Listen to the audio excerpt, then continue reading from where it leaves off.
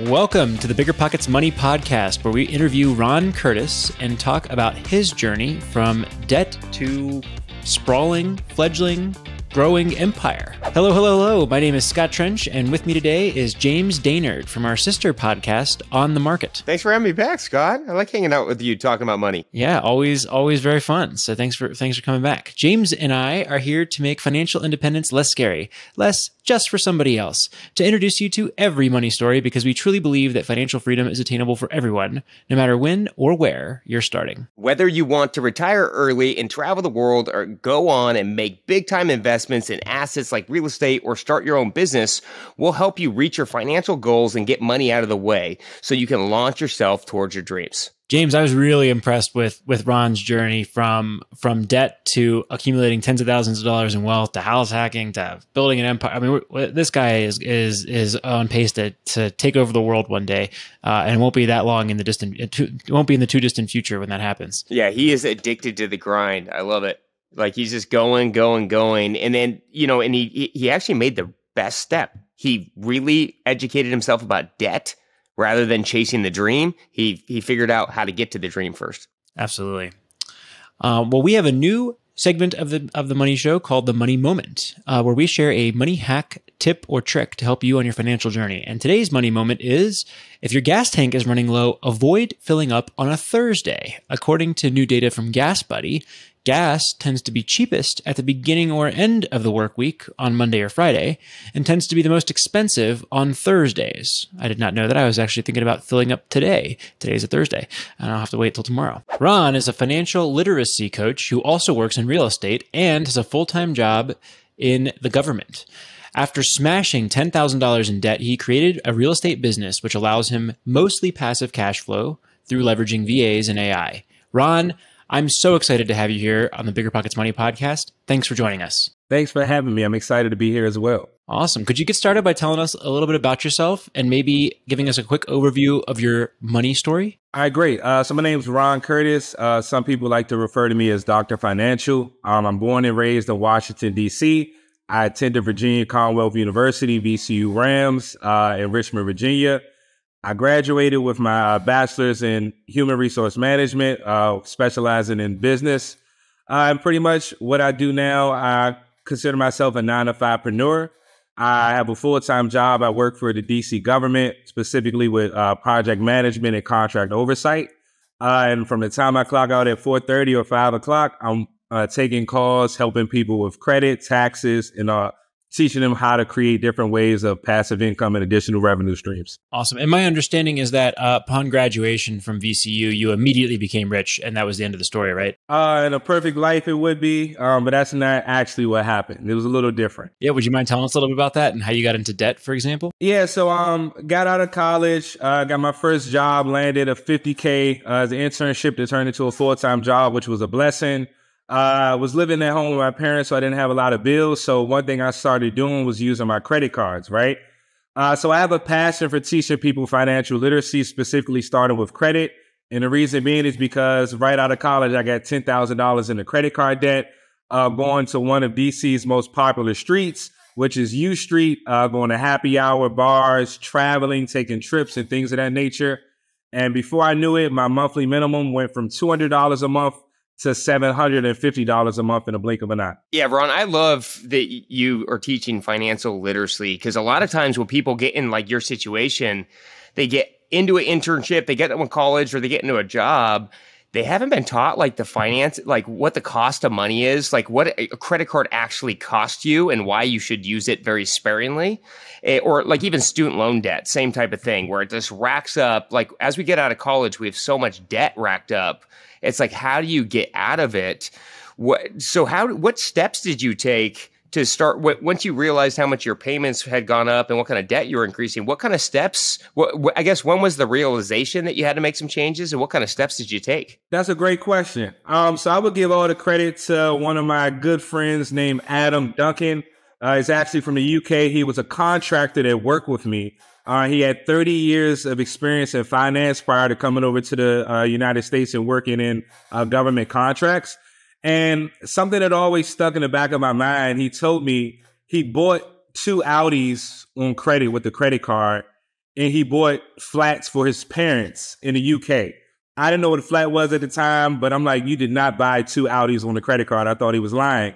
And literally that same day when I got that notification from Amex that my minimum payment went up to $750 a month, I immediately went to Adam and said, hey, Adam, this is not work related. I have a question for you. He took me into the conference room on my lunch break. I didn't eat lunch that day. And he did something that changed my life forever. So what he did was he made me write down all of my credit cards, what their balances were and what the APR percentage rates were. He made me add them all up. So let's say easy numbers, I had 5 credit cards at 20% interest rate each, right? With that $10,000, when you added it up, he said, you're paying back 100% interest on every on the $10,000 that you borrow. So what that means is you're paying back $1 for every dollar or double that you borrow. And he said you had 2 options. So he laid out something called a balance transfer, which I'm pretty sure you all are familiar with. And he also laid out a debt consolidation loan. With the balance transfer, he explained to me, you can get pre-approved for a credit card, take that balance, $10,000 on your 5 credit cards and roll it over to that credit card for a nominal fee. And you pretty much divide those payments by 12 months. Okay. So when we did that math, I think it came down to around $600 to $700 per month. That was not feasible or realistic with my $50,000 a year salary living in Washington, D.C. So the other option that he gave me was a debt consolidation loan. And the way that he expressed it to me was, you need to go buy cheaper money. And I said, what does that mean? So all in all, what he did was he showed me the option of how to go and get a debt consolidation loan and pretty much get a fixed interest rate under 10%. I believe it was at 9% unsecured loan. The bank cut a check for me that same week for the same $10,000. And they took $200 a month out of my account, $100 every 2 weeks, and I never felt it since. Since that day, I taught my friends who were going to party with me and traveling with me as well.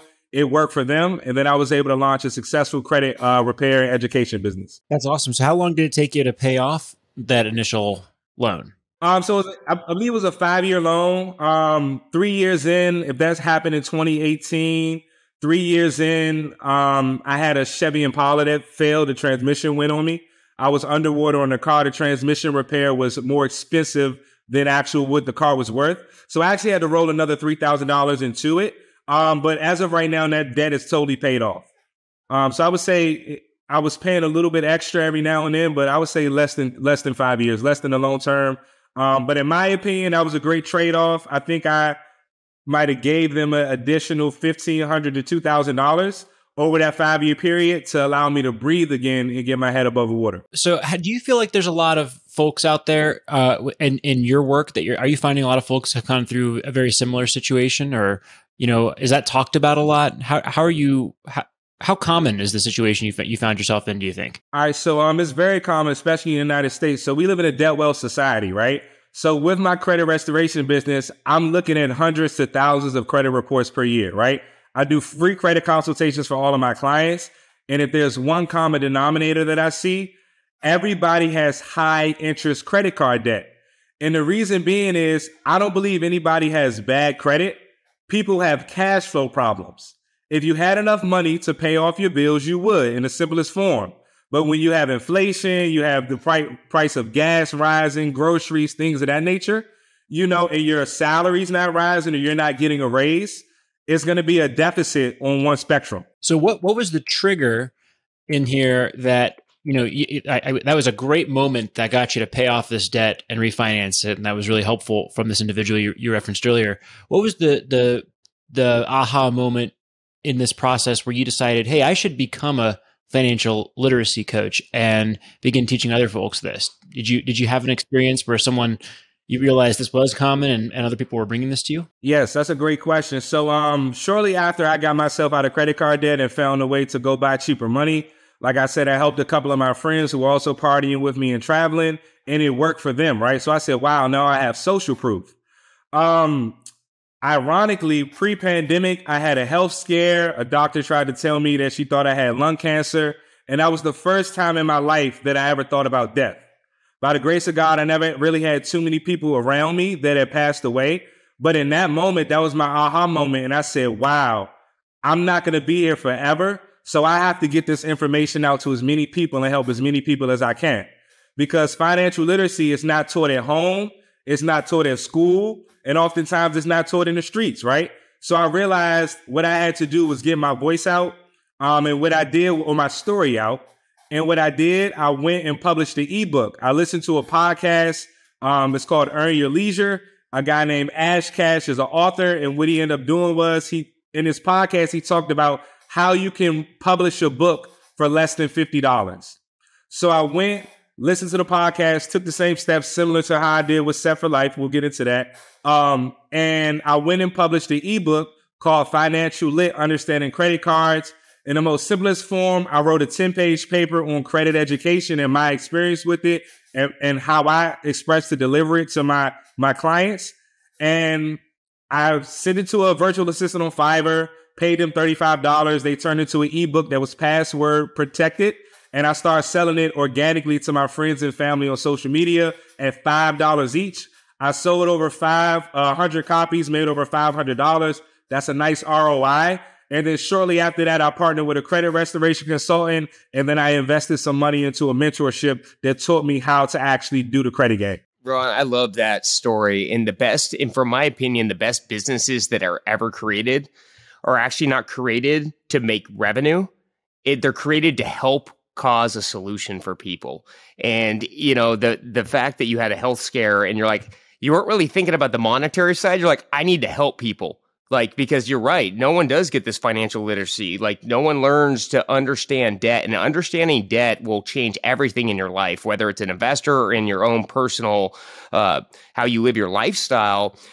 But where was the transition where you go, okay, I'm giving this positive message. I can set all these things up and you could provide this for the way you set it up was very cost effective, right? You put all it on paper, you put this whole thing together for $50 roughly, right?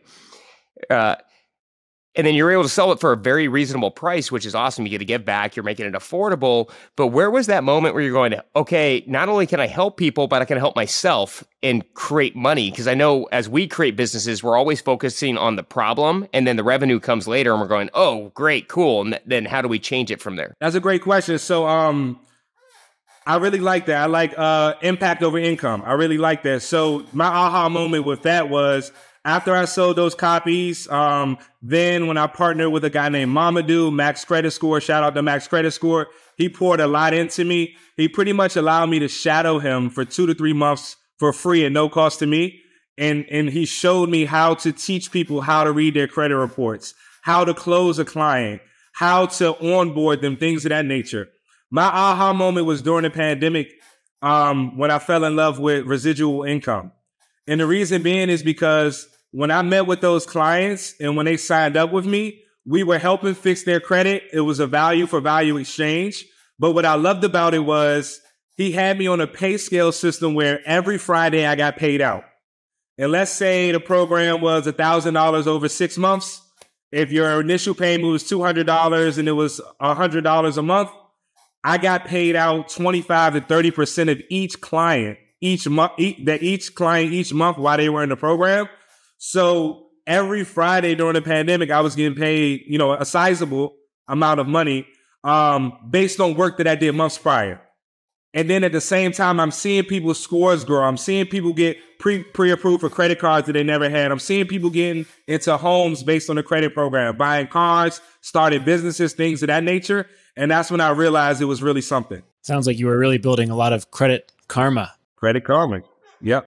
Quick question here. Do you need a degree or certificate? It sounds like you attended some sort of program to get into this business. Yeah, so it all varies on what state that you live in. I believe I applied or joined a program where I got this thing is called a CCA. It's some type of credit association where you go in, they give you some brief knowledge of the credit industry, the laws and things of that nature. And then I went in, paid for that certification. I got certified for it, and then I invested $3,000 using a 0% interest credit card under my business, right, into a credit mentorship after Mamadou.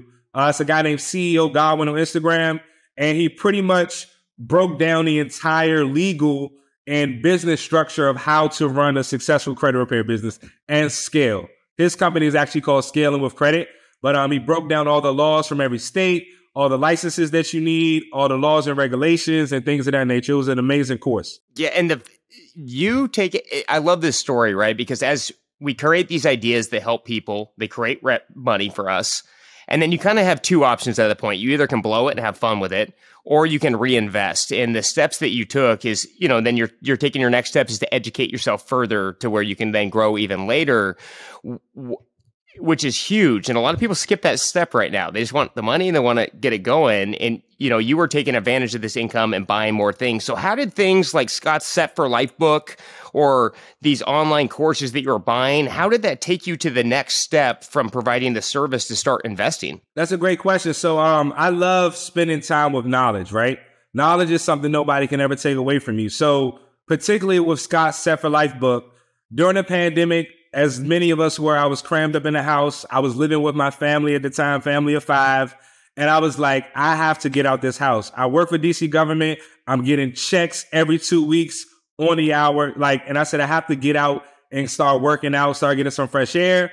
I came across Scott's book, and every single day until I finished it, I walked around my neighborhood and listened to the book. And he literally laid out the steps that I needed to complete to go and create, he laid out the steps that I needed to go and create this change in my life. So my main goal was to purchase a home and get out of my parents' house, right? I had 2 younger brothers in college right behind me. I have to be the example. I have to lead, right? So one thing that I firmly remember him saying was, it teaches you how to save your first $25,000, and it teaches you how to go house hack after that. Those are the main 2 key points that I got from it. The pandemic allowed me, by me working for a DC government job, making a nominal salary, to save my $25,000, right? I've always wanted to be a landlord. I've always wanted a house hack from the time I got out of college. The first program I ever found about was NACA. And then I started to research more programs that were in Washington, D.C. in my area, right? So after I listened to Scott's book, it gave me the ignition that I needed to take action on all the information that I had. Not just the pandemic, the world's about to be over, people are, passing away and transitioning. Again, I'm not going to be here forever. I need to stop sitting on this information and start applying it, not play jump rope with it. So by the grace of God, from listening to his book, I was able to devise a strategy. I purchased a house in Washington, D.C. For $423,000. And I only spent $3,700 out of my pocket to do so. What year did you buy this property? I bought my first house March 2021. I listened to your book probably in the summertime. Probably like June, July, August. It wasn't too hot when I was walking outside. But yeah, so I was able to purchase my home in March 2021 for $3,700. My earnest money deposit was $5,000. I got back $1,200 at closing. They fronted me $32,500 in down payment and closing costs. I purchased my house, and my main reason was buying the house was centrally located. I live less than 10 minutes away from the Nationals baseball stadium, the Audi soccer field, 2 of the major wharfs in Washington, D.C., Amazon HQ, a lot of different places, and the highway is 2 minutes away from my house. I had to make sure whatever house I bought had to have a private entrance. I bought a house with a private entrance, and my house was actually remodeled and upgraded when I bought it. From that, I leveraged credit. I knew I like cooking. I like inviting people. So I had a big backyard, a big open living room, but at my basement I had to make a decision. When I bought that house, I said, do I want a man cave or do I want a money cave? So I bought a house in Southeast Washington, D.C. It's the largest ward in D.C. It's the most at-risk and poverty-stricken ward. But in Washington, D.C., the average price is $450,000 right now. So in Washington, D.C., in Congress Heights, I purchased a house for $423,000. That's probably one of the most cheapest homes that you can buy in D.C. at this time, around $400,000 at a turnkey livable. It had a private entrance in the basement. I leveraged home renovation loan based on some knowledge that I learned from that $3,000 course that I invested in. and I was able to go and get $20,000 within 2 hours to remodel my basement and put a full kitchen down there. I only needed 15,000 of that, so I gave 5,000 back to the bank. My monthly note on that is $300 per month, and on average during peak season, my basement brings in anywhere from $2,500 to $3,000 revenue. So I took the same concepts of house hacking and implemented it in my basement, and I turned my single family home into a duplex. And you've now had this for 2 years, it sounds like. When is peak season? So peak season in Washington, D.C., we're top 5 short-term rental markets in the country due to the tourism that we have, the Capitol, the Monument. These museums are never going anywhere. So based on the data that I have and my experience in the past 18 to 19 months, peak season is from March to August. And it makes sense. A lot of times August schools start back up, kids go back, summer vacations over. But due to all the government and the hospitals and the infrastructure and the business here, it's a great time from September to February to transition to midterm rentals. The way you scaled and bought your property is like, it is the epitome of the American dream, in my opinion, right? It's about using leverage and buying it right. There's so many fallacies online or what people are talking about. It's all about chasing the deal. You'll make money in real estate if you get the best deal. But like what you just talked about was you paid for something that was fully renovated at the top of the market value for what it was right there. But by putting the right debt on the property, it changed everything. And, you know, I want, one thing I'd like to explore a little bit is the NACA program, because it is a great program. It's a lot of times people just shoot right past it. Can you explain to the listeners a little bit what that program is? And then how did you get a secondary loan after you got that? Because that's a huge thing right there too. It's hard to get a second loan sometimes after you get your first. Those things are, by putting the right leverage on, it allowed you to get in this money cave, essentially.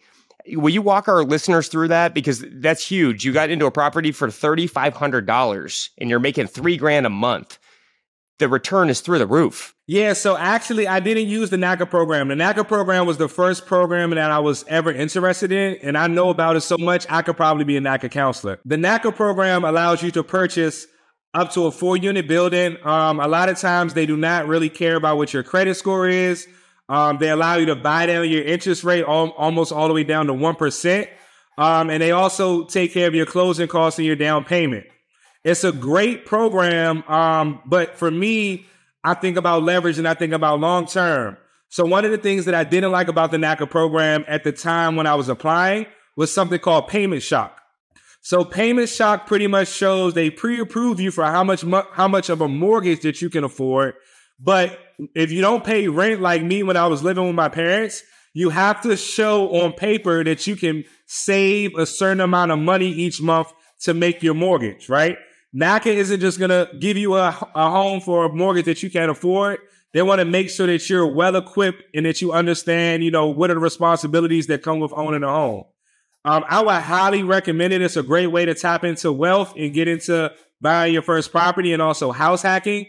But it just didn't work for me based on the numbers. Ron, what's your monthly mortgage payment on this property? My monthly mortgage, when I bought it, it was $1,883. Property taxes went up. It's $2,048 right now. So during peak season, the money cave, which I love, I would use that term forever now. The money cave totally pays for your mortgage and this $300 per month renovation loan.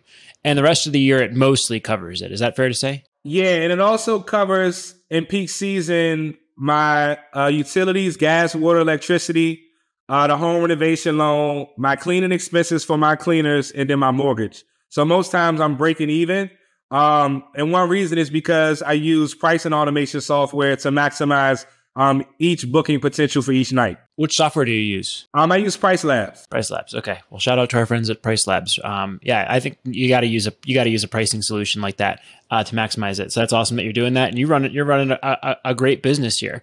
What I think is awesome about this is how much were you earning at the time when you got this loan again? When I got this loan, I was making $80,000 a year working for the DC government. Awesome. So even in a really expensive market like DC, one of the most expensive markets in the country with this, these programs are help folks get into their first property. And if you use the loan like Ron did, then you're going to be able to get this, and you use it as a house hack. You turn your basement into the money cave, not the man cave. That's going to allow you to get started in real estate investing. I actually wonder if today, in middle of the year 2023, if it's almost a better time to get started in real estate investing than it has been in a long while, if you're able to take advantage of some of these types of programs. Do you think that's the case, or do you think that you got really good timing? Oh, no. All these programs are amazing. So when I found out about NACA and I started going to these first-time home buyer seminars and networking events and going to meet with lenders and getting pre-approved, I started finding about other programs. And one beautiful thing about programs, a lot of times they work together. So I was able to leverage a program called DC Open Doors. DC Open Doors is a program in DC where they will pretty much give you, I think, 3% of the down payment and closing costs for your home based on the purchase price of your home. So they were able to give me $12,500, okay? DC has another program called HPAP, and they have a program called EAP. HPAP is for anybody that wants to purchase a home in DC. I think they recently increased their limits. The highest that you can get is like $160,000. It scales based on your household size and also how much money that you make. But the thing that I didn't like about that program is once it was time to close, they wanted pretty much everything over half of $3,000 in your bank account. So if I save $25,000 and after $3,000, they want half of everything to go towards closing, I didn't want to do that. But they also have a sister program called EAP, right? And that one is for DC government employees, first-time responders, and I think teachers as well. So what they do is they gave me $20,000 for down payment and closing costs, and it's actually I don't have to pay it back for 30 years unless I refinance my house or my home is no longer my primary residence. So all in all, and then they also gave me a free $5,000 grant just because I showed them I think I had $2,500 in savings. So all in all, I had $32,500 in down payment and closing costs. When I closed my house, this is an amazing thing right here. When I closed on my house, my lender told me I had extra money and they won't give me a check back because I used the programs, right? So I had an extra, let's say $12,000. They used a little over $10,000 to buy out my PMI for the life of the loan. So I don't have to pay mortgage insurance on my loan. That's like an extra $150 to $300 less that's on top of my mortgage. And when I put in that $5,000 earnest money deposit and I got $1,200 back, they allowed me to purchase an extended homeowner's warranty that I think was for 3 to 5 years. So I'm real big on leveraging OPM, which is my favorite term, other people's money, and making it work best for me. Yeah, you've clearly got just an incredible NACA for this type of financing for a first-time home purchase. Sorry, I couldn't resist. So, Ron, I'm very, very impressed that you shopped out every type of lender, because a lot of people they hear one idea and they just run with it, right? And slowing down and exploring the right debt is essential. Getting that first debt done. How did you take the step and get that second? Because a lot of people get jammed up on house hacking because they buy this property, they want to do the renovations, but they don't have the money. So lining up the secondary loan was probably more important for you to create cash flow than even the takedown loan. What steps did you take to get there? And then what did the transition from renovating into making sure that you were making money to cover for that debt? Where did that all kind of transpire? Great question. So like I said, when I invested in that course, I've done a lot of different things. I had a rental car business prior to this, renting cars on Turo and Hire Car. And I've been using credit to leverage all these different types of things. So like I bought my first rental car on a credit card. I split it with a guy that I knew on Instagram for a week, $6,000 down the middle, right? So in this course that I purchased and I invested in this mentorship, of course, they're telling you all of the different funding plays, right? All of the different banks that are giving you money, no docs, etc. And I found out about a bank called Lightstream. So Lightstream is a sister bank to SunTrust. And they were giving out loans, low interest loans with high amounts. And people were using them to go buy cars. Right? Because they were saying you don't have to show you don't have to submit the title, right? And you get a car at a very low interest rate, right? So I said, I'm not going to do that because it's going to come back to me at some point, right? I don't want them messaging me. So when I went online, I was exploring the other options that they had, and they were actually approving people for home renovation loans. I had just purchased a home. I had a 750 or better credit score. I had strong W-2s. So I went online and applied for it. I got the $20,000 within the same day that I applied for it. And your network is really your net worth. So for me being a credit restoration consultant, one of my main feeder pools of clients or referrals are realtors and lenders. So I built up a rapport with different realtors and lenders, and realtors are really plugged in with contractors. So I reached out to one of my good brothers named Blake. He's a real estate agent in Washington, D.C. I asked him, did he have any contractors that he trusted that he could refer to me? He referred them to me. Since I work for the D.C. government and I'm always getting quotes, a rule of thumb that I live by is you always got to get 3 quotes because people make up prices every single day. So I called in 3 different contractors, act like I had no idea what I wanted. And as I, asked questions and see who properly vetted them, I was able to pick the right one. He gave me a quote on how much everything cost. And to tell you the truth, I had no idea what I was doing. I never did a renovation before, but I just trusted that referral and I trusted my numbers. So I went and got this guy, paid him in cash. I wish I could have used credit to do it and get all the rewards points and things of that nature. But he was able to go in and refurbish my basement and turn it into exactly what I needed. Love that. 3 quotes on everything. Money, contractors, doesn't matter what you're pricing, get 3 quotes. That is the truth right there. A couple quick questions here. How much cash did you have prior to going into the transaction, your first home purchase? How much had you accumulated? So I was able to, by the grace of God, I was able to save $25,000. When I purchased my house, by the time if I closed in March, of course, I have a tracker still that has every dollar that I spent to start it up. I may have spent like $8,000 to $10,000 furnishing it, buying things of that nature. And I still had around $20,000. So I always believe in investing in OPM. And the reason being is I could have used my $20,000 that I saved in my parents' house to go and start this project that I had no idea what I was doing and it could have failed. But I was able to go and leverage the bank's money. And now I'm only paying $300 a month for a business where my ROI is about 10x. So I think that I completely agree with that principle here. And you got to get started somewhere. And when you're getting started on the journey, you have $25,000. I completely agree. Put as little as possible down, keep it in the bank, and try to keep that flexibility so you have optionality later. There's a difference between irresponsible leverage. It would be way more irresponsible, in my opinion, to have no cash and to be and to have a little bit less debt than to do exactly what you did. So I love it. I think it's fantastic. The next year, you're now getting this Airbnb income, and the money cave is starting to generate for you. How does that affect your savings rate, and how do you get, I believe, to the next property? I believe you have several properties now. So the first thing is, I was able to, once I got my house and now I'm running the business, from running a rental car business, I realized Airbnb and rental cars are pretty much the same. Only your rental car can't drive 10 states away and you got to go pick it up. Your Airbnb can't do that, but your rental car can. So what I realized was once people start seeing that I was doing Airbnb, like I've done since the pandemic, I've done drop shipping, I've done vending machines, I've done credit, I've done rental cars, and I do Airbnb and financial services now. But when people were seeing that I was doing that, word of mouth started spreading. So one of my business partners, her name's Wydira, she saw that I was doing the ebook. She went and I showed her how to get the ebook. She went and got it, right? Then she saw I was doing rental cars. I told her how to do it. She went and got rental cars.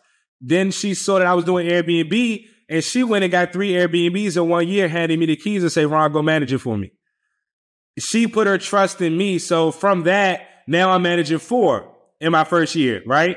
And then it just became a word of mouth referral-based business where now I manage 25 Airbnbs, just taking the same systems and processes that I crafted in my one basement money cave. And now I've been able to cookie cut the process.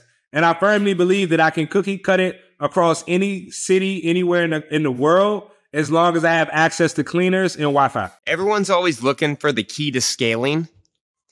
The key to scaling is doing good business. Like Ron just said. How can we get money together? That's my motto. That is the model. Like everyone's looking for how many people do I hire? How much infrastructure I need? Do good business. and the businesses grow, right? Like, because when you started referring this out, did you have any intention of operating and managing their business and collecting income, or was it just doing a good thing and it evolved into that? I didn't. So when I had my first one from September 21 to the end of December, I had one property. By April, May, I had two properties. She went and got another property like in August. And then she went and bought a condo towards the end part of that year. And then I just started having multiple people come to me asking me to run their property. So it's cool doing the books on your property, right? You know your numbers. It's cool doing the books on 2, 3 more. But then when you hit 10 and you're doing financials for everybody else and sending out monthly spreadsheets and things like that, from my other businesses, learning how to automate and streamline people, processes, and systems, I said, okay, I have to create a scalable system that will work for me. And my niche specifically is co-hosting. I co-host and property manage people's properties for small percentages of each booking. But the thing about it is I run the entire day-to-day operations of their business, and all of my owners, they just sit back, they collect a check, their mortgage or rent is paid, and they profit as well. You know, when I'm trying to kind of zoom out, so if I'm zooming out and thinking about your story and what I've heard so far, you know, you started out, probably weren't really familiar with a lot of the basics in personal finance, weren't financially literate to some degree, racked up this debt, had your aha moment, crushed the debt, saved up 20 grand, bought a house hack, converted it into an Airbnb business. And by the way, during this whole period, you're not just doing this, you're also taking a shot at a new business idea in all these different directions. These rental car business, the ebook, the financial services consulting, and how many years are we into it now where you've been aggressively saving, paying off debt, and taking these shots? Is it probably 5 or 6 years now that you've been working again from this? Well, from the debt was 2018. I was still partying, having fun. I had my scare in October 2019. No, I'm sorry. Yeah, and I published my book January 1st, 2020, I believe. And then the pandemic happened in March. Yep. You've been increasingly serious about building your financial position as an intentional top priority in your life for the last 3-4 years. Is that fair? 3-4 years. Yep. And your savings rate, how has that increased? You know, you had 20 grand. Were you saving 1,000 or 2,000 a month in order to save that up? How has that accelerated over the last few years? It's definitely accelerated. And that's what made me want to start investing and learning the taxes, starting a tax business. A lot of my money I reinvest into my business. I'm not really big on flashy things and toys like that. I like spending money on things that generate money for me. And I like finding a way, like when I bought my house and I realized, oh, wow, I could depreciate my house, but not the land in DC and save money with my AGI. I was like, wow, they don't teach us this in school. Or like if I start a business, I can write off, ordinary expenses that I would spend money on every single day. But now I can use them, to leverage for my business that are actual business expenses. So I can definitely see that, my finances have increased. If I just had a 9-to-5, my head would be below water. One stream of income is too close to none. Love it. Would it be fair to say, though, that you're saving thousands or maybe even tens of thousands of dollars a month at this point in your business endeavors? I would say, yeah. Right now, so a lot of the work that I put in, it's the same thing with the credit.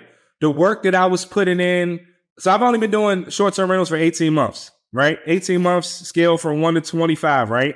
And if I had 3 to 4 last year this time, and then now I have another 20, I'm now seeing the compound effect. It's busy season in Washington, D.C. It's Memorial Day weekend. The pool's just open, right?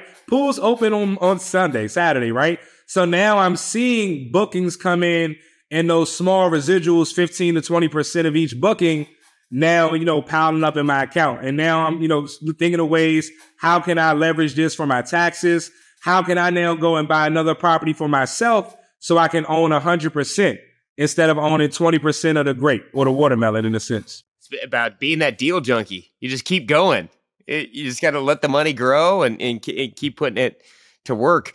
So, part of the reason you've been able to kind of grow that capital every month and really pay off debts is running a good business. And you've mentioned a couple times that you could run this business in any market, any place, anytime.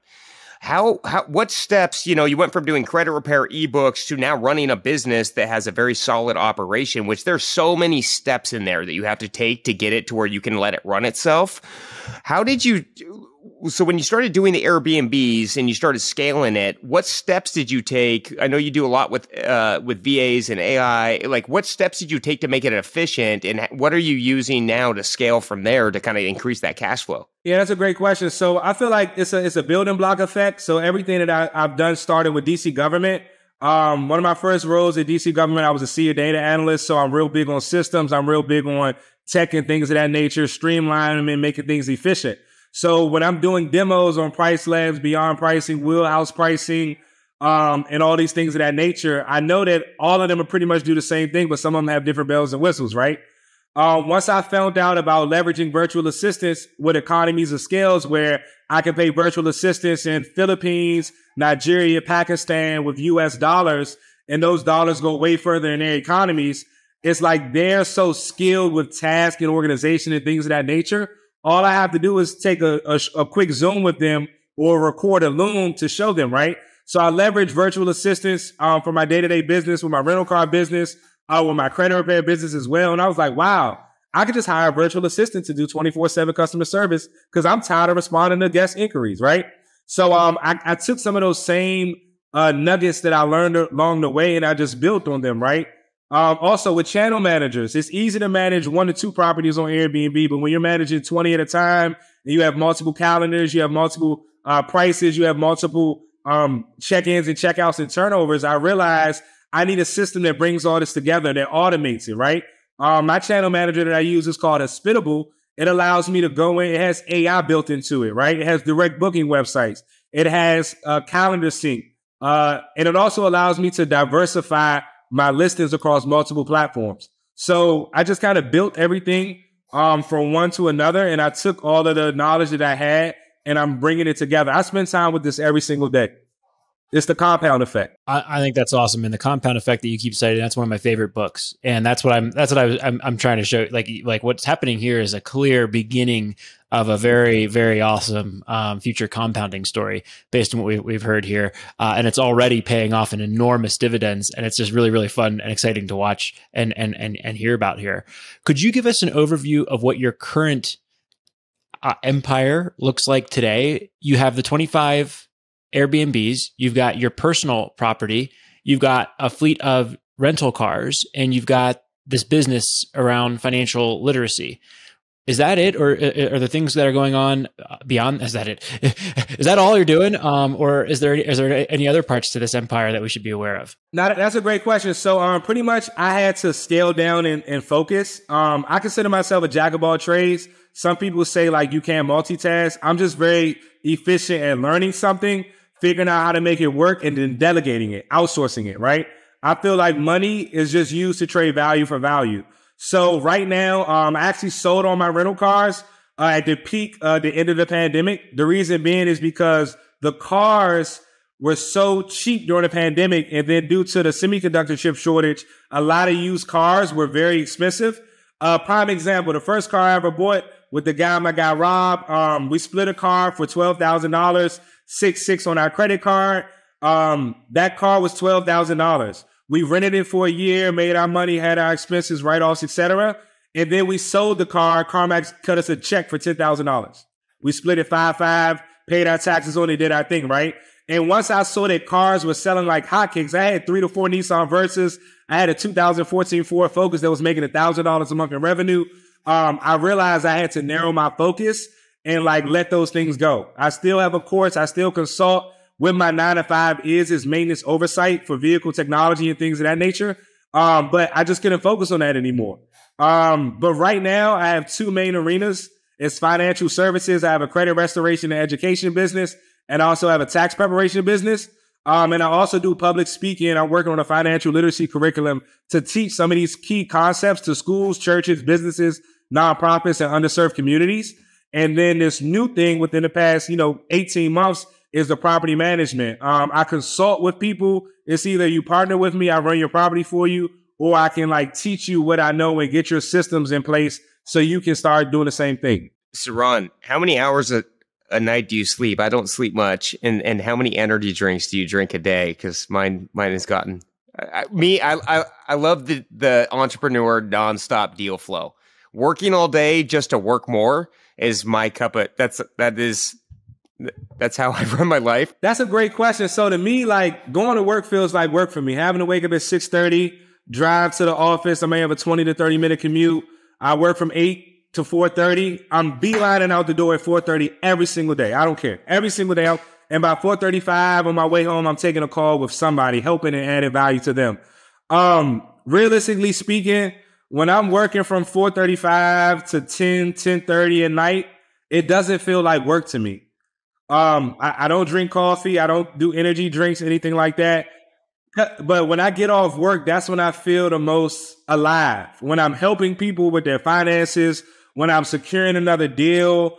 And when I can do that full time, it's going to be an amazing thing. But right now, I'm just staying down till I'm in a position where I can come up and, go be my own 9-to-5 boss or 9-to-9 boss. Well, let's walk through a couple, because you can't be too far, right? You've consolidated your portfolio, probably are sitting on some cash. You've got the house hack income, and you've got all these business enterprises. When are you going to go full time? When God tells me. So what I'm doing is right now, I have a low stress job. It's low stress. When they start getting on my nerves, they can see me, walk out the door. I definitely believe that your 9-to-5 is your primary investor. Without a 9-to-5, I wouldn't be able to have access to those first-time home buyer programs that allow me to get the home. I wouldn't have those strong W-2s to go ahead and do that. And I wouldn't have the guaranteed every 2-week cash flow that's coming in to help me, pay off my credit cards and invest in my businesses, right? So all of this is pretty new to me. I don't have a mentor. I would say I'm self-taught with a lot of this stuff. And I'm learning day by day.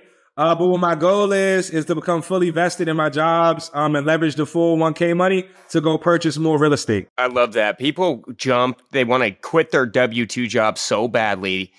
They quit too early when you have, like right now, you've used credit and lending to really push you through in life and really 10x your income.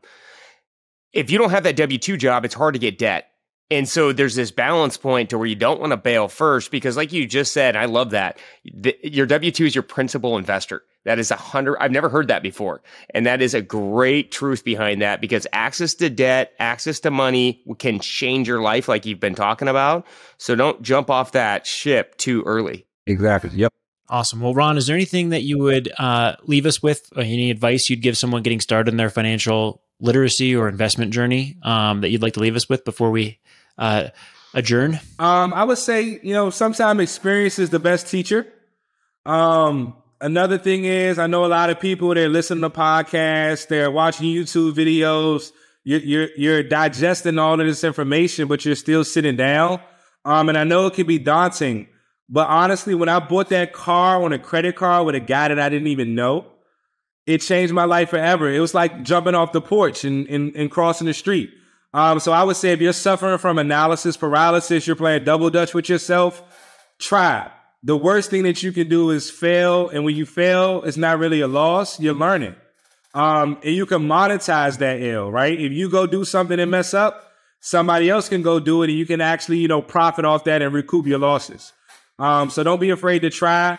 And you can really achieve anything that you put your mind to. It just takes action. Love it. Well, thank you so much, Ron. Really appreciate you coming on and sharing your story, and just so awesome to see all the successes that you had in a fairly short period of time here, and wish you all the best on the journey to building a huge, but it's sure to be a huge empire that you'll ever see pretty shortly here. All right. Thanks for having me. And if anybody's listening to this, the power of social media is real.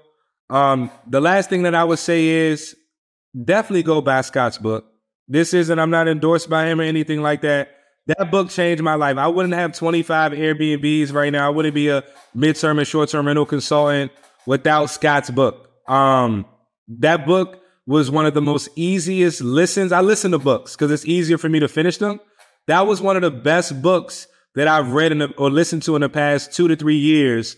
And it was easily digestible. And he literally gave you the clear-cut steps that you need to go and make things happen. So that's the last thing I'll say. But thank you all. I look forward to, working with you all in the near future. And I wish success and health for all of you all. Thank you so much, Ron. Really appreciate that and the very nice words about Set for Life. I'm so glad it was helpful. And really, again, appreciate you coming on and sharing your story. Thanks, Ron. Talk to you all soon. All right. That was Ron Curtis. James, what'd you think? Oh, I love Ron. This guy is a workhorse. And not only that, I just love people that build businesses on helping people and then they get the benefits out of that. And his story is so awesome. He educated himself with your book. I mean, I've never heard someone plug a book so much. Yeah, that was a nice plug, huh?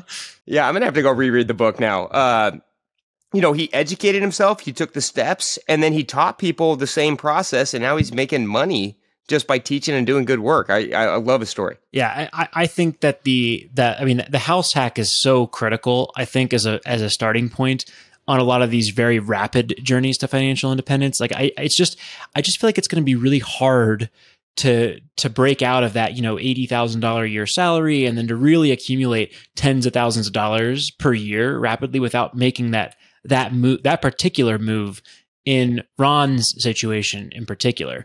So I think that was really, really awesome that he went there. And then, yeah, the debt, I had no idea. I used an FHA loan to buy my first duplex, almost 10 years ago now. And clearly things have changed. I wasn't aware of a NACA program. I wasn't aware of a lot of the different tools that he was using. And I think that's a great place to go and educate yourself after you've accumulated the first few tens of thousands of dollars in cash. I love the fact that he had the cash available before buying the house hack.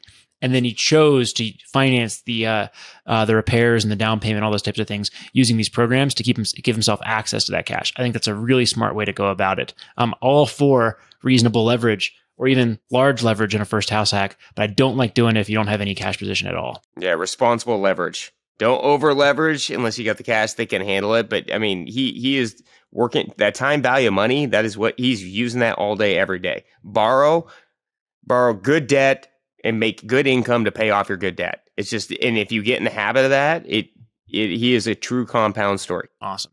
One last observation I'll make that I really think is important is, the way Ron is going about it is very aggressive, very responsible, and very high probability. And the basics of that framework are, first, his formula. He spends a lot less than he earns. That was how he was able to pay off his debt. That was how he was able to rack up $20,000 in cash. And that was how he's been able to continue to accumulate cash over the last few years. And on top of that, he's taking a new action, like almost every month, it seems, right? To some degree, to try out some sort of new entrepreneurial endeavor, like buying a car and renting it out on Turo. Again, making his first house hack, managing a friend's Airbnb for them, writing an ebook, starting a financial literacy business and doing speaking engagements. That is a formula for success, right? And the formula is the formula, the spending less than you earn. And then also these side bets, one by one, that you're making as rapidly as reasonable. And a few of them work and a few of them don't work. And he sells them off and consolidates. That is going to work over time. He's going to get a lot of experience in a lot of different fields very quickly. It's going to help him form a lot of different mental models. And he's going to be able to scale businesses with higher and higher probability as the years roll by. So really, really bullish on the trajectory that he's taking. I think he's going to have a lot of success going forward. Yeah, sometimes you got to swing and miss. That's just life. What did he say? Experience is your best teacher.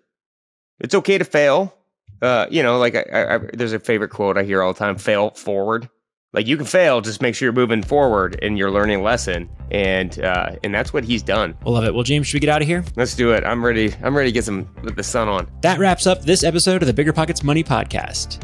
He is James Daynard, and I am Scott Trench, saying toodles noodles. BiggerPockets Money was created by Mindy Jensen and Scott Trench. Produced by Kaylin Bennett. Editing by Exodus Media. Copywriting by Nate Weintraub. Lastly, a big thank you to the BiggerPockets team for making this show possible.